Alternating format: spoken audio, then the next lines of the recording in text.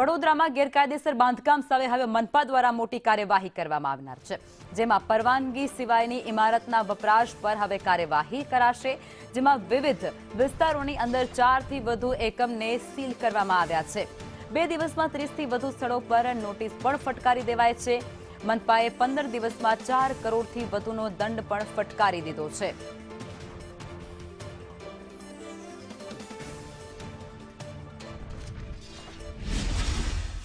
કાળીબાગ વિસ્તારમાં આવેલ ગાંધીગ્રામ સોસાયટી અને 22 નંબરમાં રહેણાંક પરવાનગી લીધી છે, જેમાં ગ્રાઉન્ડ ફ્લોરની અંદર દુકાનના શટર મારીને દુકાન તરીકેનો વાપર ઉપયોગ શરૂ કરવાના હતા। એ જે ધ્યાને આવતા આજના રોજ સીલ મારવાની કાર્યવાહી હાથ ધરેલ છે। એટલે આ બસ જે સ્થળ નિરીક્ષણ કરીએ તેમાં સર્વેયરને અમને લોકોને ધ્યાનમાં આવ્યું હતું, એટલે અગાઉ અમને નોટિસ પણ આપેલી, પણ એમને સાંભળ્યું નહીં, એટલે ફરીથી સીલ કરવામાં આવ્યું છે આજે।